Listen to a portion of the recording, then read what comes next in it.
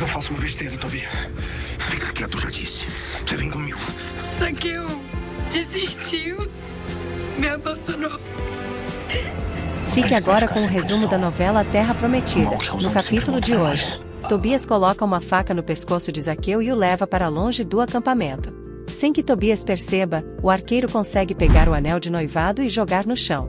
Laís se apresenta a Noemi e Caleb como a filha de Malaqueu. Caleb diz a Noemi que o pai da jovem morreu no confronto contra Jericó. O líder e Noemi se sensibilizam com a história da moça que diz não ter mais nenhum parente, e se oferecem para ajudar ela no que for preciso. Laís agradece e vai embora. Tileia, Kira e Calu chegam em casa com a comida roubada. Tileia pede para os lagartos convidarem todos da rua para um banquete em sua casa. A sós, Arauto diz admirá-la, e volta para o palácio. Nesiá diz a Pedael que aceita namorar com ele, porém, Mibar, o pai da moça, chega e questiona o porquê dele está segurando a mão de sua filha. Raabe, sua família e o Núbio chegam na festa, mas ela se incomoda com os olhares. Milá e o Núbio dizem que eles não podem fazer desfeita com Josué, e resolvem ir até o líder. Caleb encontra Cã e diz que precisa falar com ele e Gibar. Sem rodeios, Caleb pergunta como Gibar teve coragem de dar presentes à sua filha mesmo sabendo que ele não aprova essa relação, e deixa claro que quer ele bem longe de Áquisa, e avisa que da próxima vez não irá para conversar. Acã tenta tranquilizar o filho e diz que ali não é lugar para discutir com Caleb, e que logo eles darão o troco que ele merece. Gibar diz que não sabe se ele irá aguentar outra provocação, e Acã o orienta a continuar cortejando a jovem, mesmo contra a vontade dele. Pedael confessa que está gostando de Nesiá, e pede permissão a Mibar para namorar a jovem. Nesiá diz que também gosta de Pedael, porém, Mibar não está de acordo, e pergunta se ele não está se achando muito velho para sua filha. Em seguida, Isaac, Temá e Adélia aparecem e tentam convencer Mibar a permitir o namoro da jovem. Adélia pede que o pai permita, pois eles achavam que ela nunca iria se casar. Mibar acaba aceitando o namoro de Nesiá e Pedael, mas com a condição de que eles não tenham nenhuma intimidade. Tileia, Kira, Calu e os lagartos distribuem comida para os vizinhos. No palácio, Arauto anuncia a chegada do magnífico e soberbo rei Durgal. Enquanto o rei se exibe, Yusuf estranha o atraso da noiva, Camir diz que é normal o atraso e pede que ele aproveite a festa e se divirta. No quarto de Melina, a jovem tenta bolar um plano para fugir do palácio. A serva diz que falta ela colocar o véu. Melina imediatamente tem uma ideia, e pede que a serva lhe arranje um véu bem escuro que cubra todo o rosto. Agora que Nesiá está namorando, Isaac e Temá disputam Adélia, porém, a jovem não escolhe nenhum deles, pois precisa pensar. Jéssica, Mara e Acã criticam a presença dos estrangeiros na festa de casamento. Falso, Acã diz que infelizmente eles não podem fazer nada, pois Josué os defende. O vilão aproveita e diz que o que eles estavam precisando mesmo era de um novo líder, e sua amante diz que teria que ser alguém que colocasse ordem nessa bagunça. Salmão se aproxima de Raabe e sua família, eles dizem que não era para estarem ali, pois ninguém os querem lá. Salmão pede que eles não se importem com os outros, e em seguida, ele e Raabe trocam elogios.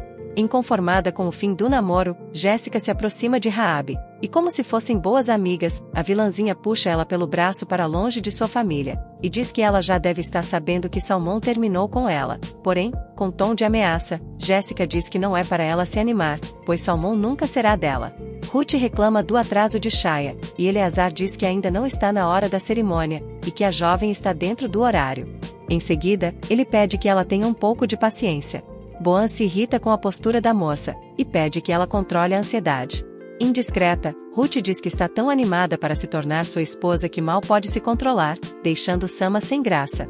Shaia chega logo em seguida para o casamento linda e deslumbrante, acompanhada de Darda e Gessana. Shaia pergunta pelo noivo e estranha a demora do rapaz, já que ele é muito pontual. Salmão conversa com Raabe, enquanto Jéssica observa tudo de longe se comendo de ciúmes. Raabe vê, e tenta disfarçar, porém, Salmão também percebe, e pede que ela perdoe a moça, pois ela ainda está muito magoada com ele. Raabe diz que o problema não é só Jéssica, e sim os outros que não param de lhe olhar, e diz que o melhor seria ela ir embora. Salmão não permite, e diz que ela está ali porque fez por merecer, e tem o mesmo direito que qualquer um de estar lá. O oportunista de Melquia se aproxima de Jéssica e começa a provocar a moça. Ele fala que Raabe e os outros estrangeiros diferentes dela parecem estar se divertindo. Jéssica pergunta ao rapaz se ele acredita no arrependimento dela, e Melquias diz que não, pois uma vez prostituta sempre prostituta, e que ela só está se fazendo de boazinha para ser aceita por todos, e que é só questão de tempo até que ela volte a se prostituir. Jéssica fica abismada, e pergunta se ele acha que ela teria coragem de se prostituir no acampamento. Malicioso, Melquias diz que é só a oportunidade aparecer para que ela se renda. Em conversa com Tileia, Kalu diz que já está na hora daquela bruxa receber uma lição pelo que fez com eles. Tileia diz que é muito arriscado eles provocarem uma feiticeira, porém, Kalu diz que tomarão cuidado. Shaya começa a se preocupar com a demora do noivo, e comenta com Darda que já está morrendo de vergonha. Impaciente, Ruth fala com Shaya, e diz que seu noivo e o de Livana já estão lá, e pergunta se eles não poderiam dar início ao casamento deles e ela fazer o dela depois, pois não pretende esperar o dia todo pelo noivo dela. Boan se irrita com a falta de respeito da moça, e a repreende na frente de todos. Eleazar diz que o melhor seria avisar ao líder sobre a demora do noivo, e pede que Rune o avise. A fofoqueira de Mara percebe, e diz que algo está acontecendo, e fala que o arqueiro ainda não apareceu. Maldosa, ela diz que o rapaz deve ter desistido, e fala que elas devem estar mortas de vergonha. Em seguida, Mara joga seu veneno para Eloy, e diz que pelo menos esse desgosto ele não lhes deu, mas que poderia ter sido até melhor. Quem sabe assim Yoná teria se casado com alguém até melhor que ele. Yoná e Ayud se incomodam com as palavras de Mara, que não se importa, e ao invés disso a víbora troca olhares com o amante. No reino de Ai, com a festa monótona, Durgal acaba dormindo, e o Sufo acorda.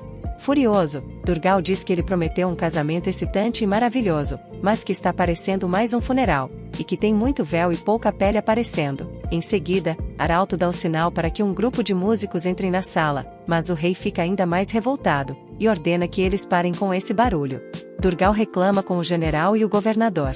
Camir tenta amenizar as coisas, e diz que logo a diversão vai começar, porém, o rei já está sem paciência, e diz que antes dela começar, já terá morrido de tédio. Durgal vai ao centro do salão, e diz que o palácio está precisando de bons talentos, e que ou o casamento começa, ou ele cancela tudo. Enquanto isso, os lagartos planejam sabotar a comida da hospedaria da bruxa. Shaya começa a ficar ainda mais nervosa com a demora do noivo. Darda e Inês tentam acalmar a moça. Ruth volta a reclamar da demora, e Boan pede mais uma vez que ela se controle. Inês se aproxima deles, e pede que eles tenham um pouco mais de paciência. Inês vê Sama afastada, e vai falar com ela. Sama diz que está ficando muito constrangida com essa situação, e Inês diz que ela não tem do que se envergonhar. A mulher de Boan diz ter ouvido comentários muito maldosos de Mara, e Inês pede que ela não dê ouvidos a ela, e diz que ela precisa ser forte. Josué diz a Caleb que não acredita que o noivo tenha deixado Shaya, e fala que algo muito grave deve ter acontecido. Em seguida, Josué sente a falta de Tobias, e pergunta pelo rapaz. Caleb diz que o rapaz avisou ao pai que iria ficar na tenda, pois não estava se sentindo bem. O líder pede para Otniel e Kenaz irem atrás de Zaqueu, porém, com muita discrição, para que não percebam o que está acontecendo. Caleb começa a se preocupar com o filho. Ula vai até o quarto da filha para levá-la até a sala do trono, porém, usando um véu opaco, Najara finge ser Melina, enquanto que Ula abraça a criada pensando ser Melina. Otniel encontra o anel de Zaqueu caído no chão, e Kenaz diz que o rapaz pode ter sido capturado por cananeus. Enquanto caça próxima ao acampamento, Iana vê Zaqueu amarrado, sendo conduzido por Tobias para dentro de uma caverna e resolve segui-los. Samara reclama da demora do casamento, e Leia diz à filha que algo deve ter acontecido com o noivo da moça, pois ela está chorando. Samara diz que Tobias iria adorar saber que o arqueiro abandonou Shaya e sorrir. Abel tenta elogiar Samara, mas é destratado por ela. Darda tenta acalmar Shaya, que não para de chorar. Envergonhada, a moça pede para Eleazar continuar a cerimônia sem ela. Acreditando que o rapaz tenha abandonado, ela vai embora envergonhada. Ao deixarem Naftali, Darda e Shaya são observadas por alguém do alto. Enquanto isso, Tobias leva Zaqueu para uma caverna. Amarrado, o rapaz diz que Shaya está o esperando, e Tobias diz que ela terá que arrumar outro noivo e o ameaça. O arqueiro diz que ela não tem culpa de suas diferenças. Transtornado, Tobias diz que depois do que ele fizer com ele, Shaya nunca mais sentirá o mesmo por ele.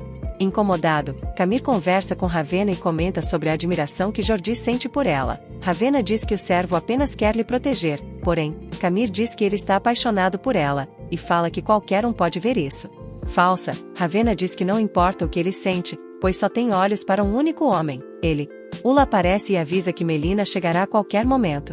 Debochada, Ravena diz a Ula que promete fazer o ritual mais emocionante que ela já viu em sua vida, e fala que tem certeza que já foram muitos ao longo de sua vida. Ula fica incomodada com os comentários da feiticeira, que insinuou que ela é muito velha. Kenaz e Otniel mostram o anel que encontram caído no chão, e dizem que é de Zaqueu. Josué fica preocupado, e diz que podem ter sido os cananeus. Caleb começa a pensar que Iru também foi capturado. O líder pede para comunicarem a Salmão, e peça que ele reúna outros guerreiros para investigarem o sumiço de Iru e Zaqueu. Ravena começa a celebrar a cerimônia de união entre Yusuf e a suposta noiva. Durgal se emociona com a festa, ao ponto de chorar. Kalu e Lagartinho entram na hospedaria sem serem notados, e jogam um líquido na comida que será servida aos clientes, enquanto isso a bruxa toca a harpa. Shaya chora pensando que o rapaz fugiu. Darda tenta consolar a filha e diz que não acredita que o rapaz tenha feito isso com ela, pois acredita no amor que ele sente por ela. Caleb pede que Josué não comente com Noemi sobre a suspeita de um possível rapto. Gesana avisa a Shaya que Zaqueu foi raptado, a moça se desespera, e Darda tenta acalmar a filha. Na caverna próxima ao acampamento, Tobias esquenta uma faca para desfigurar o rosto do rapaz. Ele continua ameaçando Zaqueu, e o culpa pelo que lhe aconteceu em Jericó, e por Shaya não o amar.